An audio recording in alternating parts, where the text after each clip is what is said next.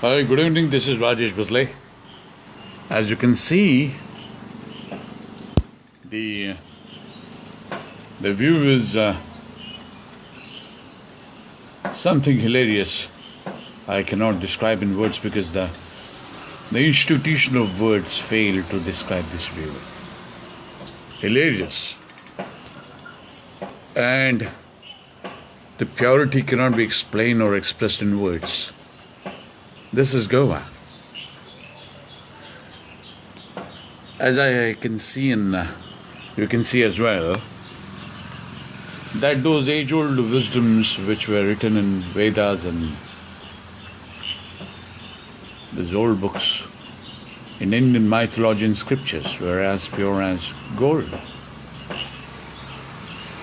In the morning when I get up at the crack of dawn, I hear some new strange voices. And those are not a cacophony or a chaotic sounds of traffic, not din of traffic, but sweet smells, the odors and fifths of some sort of cooking from the neighboring houses. What I love is that there are different kinds of birds of different colors. And I feel like they speak to you. Occasionally a car passes, and that makes you a little alert. Otherwise, this is a very calm, serene place, as you see. What I'm delighted for and what I'm looking for, this is nothing but an achievement that nature has given you a cure. And the cure is in the nature. So now there is something what we are trying to find out. For every ailment we have a medication. Why don't we start from going the whole hog and search that it is not medication, but it is meditation. Understanding our body and then medicating it with the science, the naturopathy. I'm not saying that you should be stopping your regular dose of the tablets or dosage which have been prescribed by you by those doctors. I'm talking about that nature is so beautiful, be more primitive, and that may inculcate the kind of confidence which you really require. Well, I'm here quarantined for 15 days and 3 days are over. Most important thing is, here what is important is I go a little down, then I find in concrete it's called Poder, a man who sells pav, bread. I eat fresh bread with a tea, and that's a tea without sugar in the morning. At night we drink some coffee. We don't drink filter coffee, but a regular coffee. And what makes your spirit, or what makes your spirit dance is those trees which swell back and forth when the wind or the gust of wind comes suddenly. So the science of nature is more elite than the humans have created. Humans have created a cacophonic life. This planet is crowded with unfortunate incidents. The reason is we humans. We humans have destroyed this particular design of a beautiful design, a beautiful body of nature. But as I said, I am repeating it, and repeatedly I have said it in my sessions earlier as well, that we can heal ourselves with nature. I will tell you something about my southern side of Goa, where my maternal parents and my maternal fathers and my maternal uncles have taken I'm in a maternal family, and the paternal family have those large, huge, lofty houses where at least 1,000 people can stay. And those were the days where money was not important, families were very important. Why we require a joint family system is because we stay with people, we stay with age-old wisdoms, and these are all distilled wisdoms. You require wisdom to tell you something. When you feel anguish, when you feel like angry, when you have something inside you, you have somebody to talk with.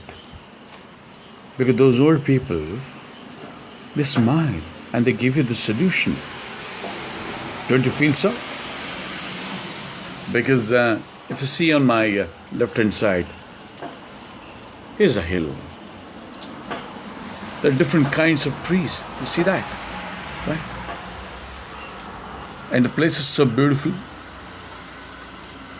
See, sometimes less is more.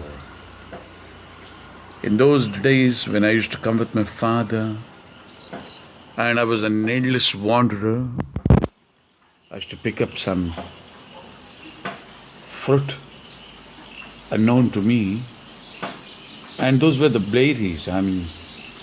Those blueberries and jamuns especially.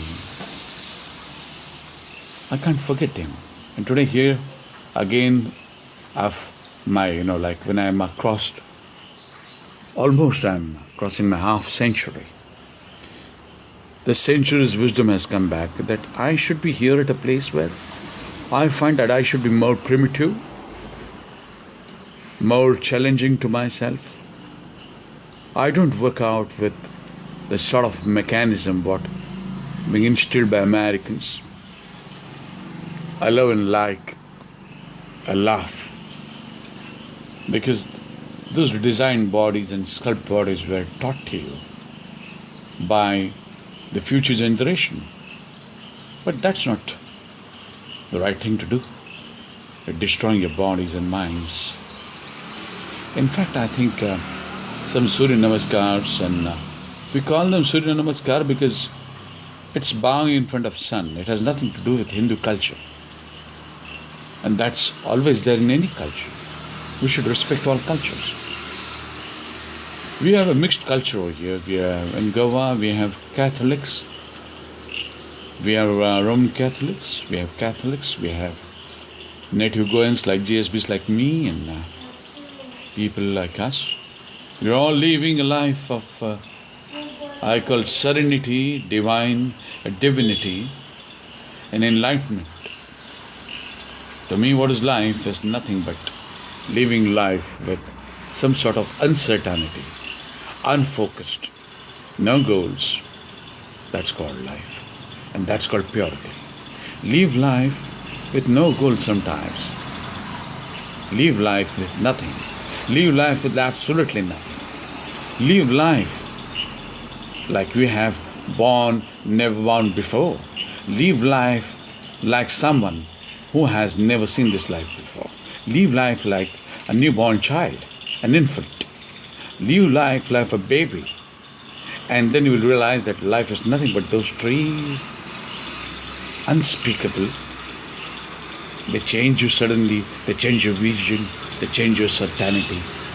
And the certainness, the uncertainty which is future is impending doom which is always in your mind, that will vanish like a goblin. And a dawn will be there very soon in your life. You will enjoy that dawn. And I can describe that in words that when you get up in the morning, each morning will be more cheerful. Each morning will be more serene. Each morning will be a vast compass. And each morning will be an orbit which cannot be compared with human mind and mentality. As we all know that human body is imperfect. You can see to an extent. You can hear to an extent. You can see to an extent. But I like a dog's, the way he barks. I like lions roar. I like the birds chirping. And I like those sweet, sleepy mornings. So that's my Goa. That's the place. I can't say my Goa. It's all yours too. Thank you very much for watching me. Thank you very much.